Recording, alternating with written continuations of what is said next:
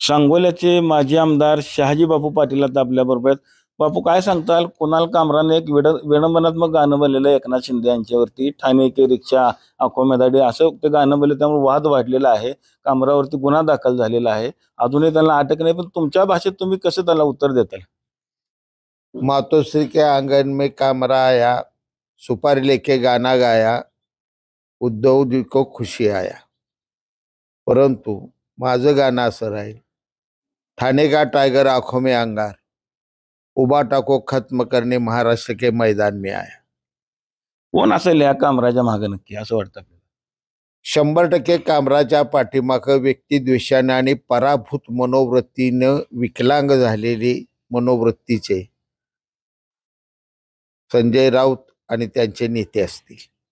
कामरावरती गुन्हा दाखल झाला, अजून अटक झालेली नाही. ठिकठिकाणी गुन्हे दाखल होते. काय सांगता तुम्ही? कामरावर मी सांगोल्यात गुन्हा दाखल करणारा एखादं असं माणसांची किंवा ह्या विडंबनातून फक्त शिंदे साहेबांचं मन दुखवलं असेल किंवा नसेल मला माहीत नाही, पण संपूर्ण महाराष्ट्रातल्या 14 कोटी जनतेचं आज मन दुखवलेलं आहे. एखादं विडंबन हे दुसऱ्याचं मन दुखवण्यासाठी तयार केलेलं असू नये असं अत्रेंनी सांगितलेलं आहे. विडंबनात ही विनोद असावा, पण विनोदात विडंबनात घाणेरडापणा आहे, द्वेष आहे, मत्सर आहे आणि शिंदे साहेबांनं मिळवलेल्या उत्तुंग यशाचा झळफळाट दिसून मला येतोय. बापू, प्रशांत कोरटकरवरती गुन्हा दाखल झालाय, अटक झालेली आहे, कारवाई चालू आहे. मात्र राहुल सोलापूरकर अजूनही कुठलीही कारवाई झालेली नाही. असे जे वक्तव्य करणारे जे लोक आहेत, त्यांच्याकरता काय आपली मागणी असणार आहे? कालच मी टीव्हीला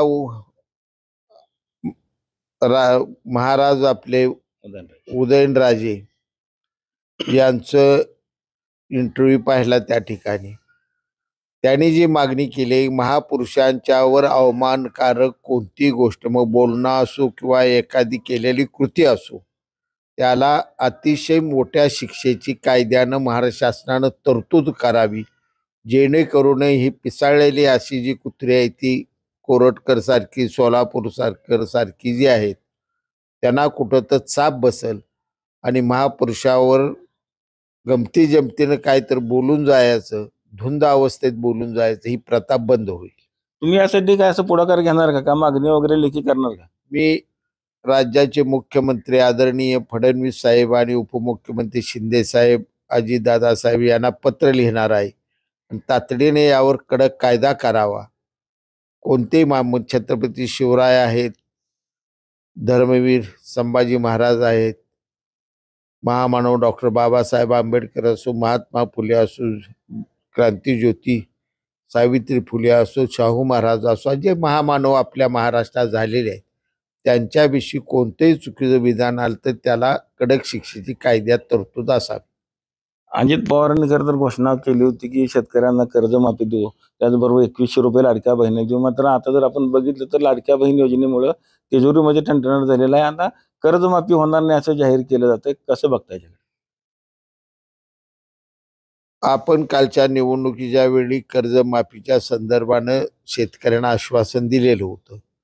कदाचित आता तिजोरीची अडचण असेली, परंतु मुख्यमंत्री फडणवीस साहेबांनी, शिंदे साहेबांनी, अजितदादांनी दिल्लीच्या दरबारात त्यांचं वजन वापरून पैसे निर्माण करून शेतकऱ्यांचं कर्ज माफ केलं पाहिजे. शेतकऱ्यांच्या कर्जमाफीला कोणतंही कारण आपण सांगत गेलो तर ते शेतकऱ्यांना आवडणार नाही. त्यांची आम्हाला फसवलं अशी भावना होऊ देता कामा नये, असं माझं प्रामाणिक मत आहे. परंतु संजय राऊत आज असं म्हणतात की ज्यावेळेस घोषणा केली त्यावेळेस मुख्यमंत्री हे एकनाथ शिंदे होतात, त्यामुळे एकनाथ शिंदेने आता अर्थमंत्री अजित पवारांच्या दारात जाऊन आंदोलन करावं या कर्जमाफीसाठी. संजय राऊताचं हे विधान म्हणजे ही अंगणवाडीतल्या बाळभूत पोरानं केलेलं विधान आहे. शिंदे साहेब हे राज्याचे नेते आहेत, सध्याचे उपमुख्यमंत्री आहेत. अजितदादा जे बोलले ते तिजोरीची परिस्थिती घेऊन बोलले. अजितदादाचा स्वभाव हा स्पष्ट बोलणारा स्वभाव आहे. त्या माणसाला सगळं काय ती माणूस सहन करतो, पण लबाड बोललेलं त्या माणसाला कधीच सहन केलं नाही. दादाबरोबर मी 20 वर्ष काम केले आणि त्यामुळे अजितदादा मला स्वभाव माहीत आहे. त्यामुळे ते दुसरं खोटं बोलल्याला त्यांना आवडत नाही, स्वतः ती कधी खोटं बोलत नाहीत आणि त्यामुळे त्यांनी वास्तवता सांगितलेली आहे. परंतु लाडक्या बहिणीचं तर योजना सुरूच ठेवावी, परंतु अर्थकारणाचं दिल्लीतून किंवा कोणत्याही पद्धतीनं नियोजन करून शेतकऱ्यांच्या कर्जमाफीची लवकरात लवकर या सरकारनं घोषणा करावी, अशी माझी मागणी राहील. संजय राऊत कुठेतरी विरोधाला विरोध म्हणून बोलतायत.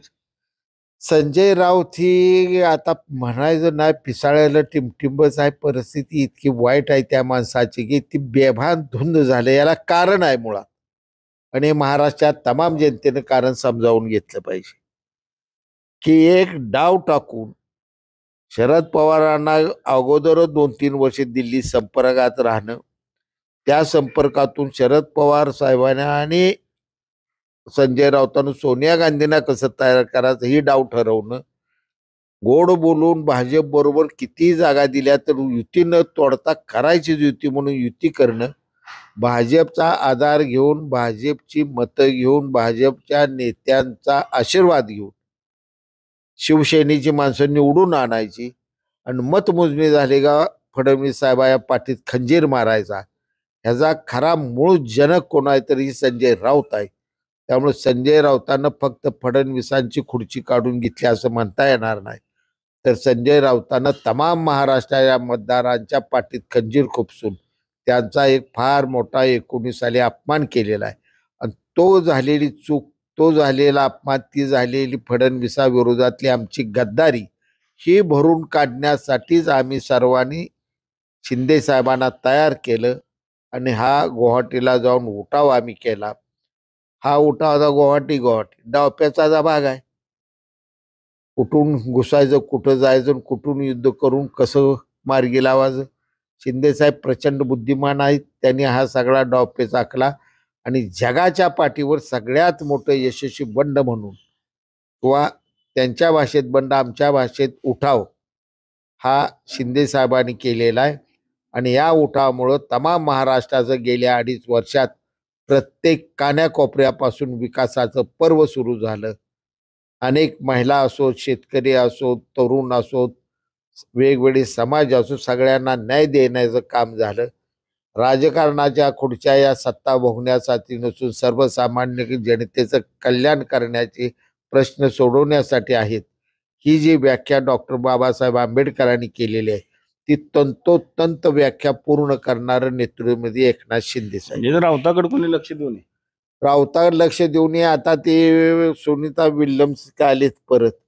पुढचं यान अमेरिकेला जाणार असेल, ह्या सरकारला विनंती करतो त्या यानात ह्या राऊताला घाला, एक 10 वर्ष तिकडे चंद्राकडे फिरत राहू द्या. ही माणूस नुसता महाराष्ट्रात घाण करत सुटलेला माणूस आहे. ह्या माणसाची वाचा ही या महाराष्ट्राच्या राजकारणात, समाजकारणात, समाजात तेढ लावणारी जीभ आहे या माणसाची. या माणसानं राजकारणात महाराष्ट्रात भाग घेऊन याचं माझं स्पष्ट मत आहे. आणि आता पुढे सांगतो, खासदार आमच्या मतावर झाला, आता खासदार होऊन दाखवावं, मग राजकारणात त्याची बुद्धिमत्ता त्याने दाखवा. मातृश्रीच्या दारात जायचं, आयत्या पिठावर रेवट्या वडायच्या आणि जगाला शहाणपणा शिकवायचं, हे राजकारण कुणाला बी करता येतं. मराठी भाषेत आपल्या गावरान भाषेत चमच्याचं राजकारण झालं. कष्टाचं आणि मर्दाचं राजकारण करायला झालं तर स्वतः जीवावर निवडून फक्त त्याने यावं आणि मग संजय राऊत आहे मी पाठ थोपवतो. त्या खंड्या कुत्र्यावरनं आता राजकारण पेटलेले, 2 समाजामध्ये तेढ निर्माण होण्यासारखं वक्तव्य एकमेक करायला लागलेत. त्या समाधीबाबत काय आपली भूमिका? 2 समाजात वास्तविकता यावर तेढ निर्माण व्हायला नको होती असं माझं प्रामाणिक मत आहे. कारण कुत्रा हा प्राणी ग्रामीण भागच्या जीवनातला अविभाज्य घटक आहे. शेतकरी कोणत्याही समाजाचा, जातीचा असो, त्याला वाडी वस्तीवर किंवा स्वतःच्या घरात स्वतःच्या शेती या संरक्षणाला कुत्रा हा त्याचा आवडता प्राणी आहे. वैध जगण्यासाठी कुत्र्याचा वापर करतायत, पारधी जगण्यासाठी कुत्र्या वापर करतायत. मराठा समाज, आमचा धनगर समाज, हा कुत्र्याचा मेंढपाळ करताना धनगर समाज त्याचा वापर करतोय. शेती राखताना, जनावर राखताना मराठा वापर करतो. परंतु हा आता वाद जास्त न वाढू देता छत्रपती शिवरायांच्या समाधीसमोर वाघ्या कुत्र्याची समाधी हा एका बाजूनं भावनिक दुखवला जाणाराही प्रश्न आहे. अनेकाच्या त्यामुळे भावनाही दुखवल्या गेलेल्या आहेत. अनेकाच्या म्हणण्यापेक्षा तमाम महाराष्ट्र भावना या दुखवल्या गेलेल्या आहेत. तर यावर कमिटी नेमावी सरकारनं तातडीनं आणि एक निर्णय घेऊन यातला मध्यम मार्ग काढावा. वाघ्या कुत्र्याचं इतिहासात कुठं जर उल्लेख आणि दाखले सापडत असतील त्याचा विचार करून ती बी समाधी कुठं असावी असाही विचार होईल. अशी तुम्ही मागणी करता का समिती नेमण्याची? माझी समिती नेमण्याचा आग्रह आहे आणि मी लेखी मागणी करणार आहे. सांगोल्याहून कॅमेरामन जगदीश रवी लवेकर, TV9 मराठी.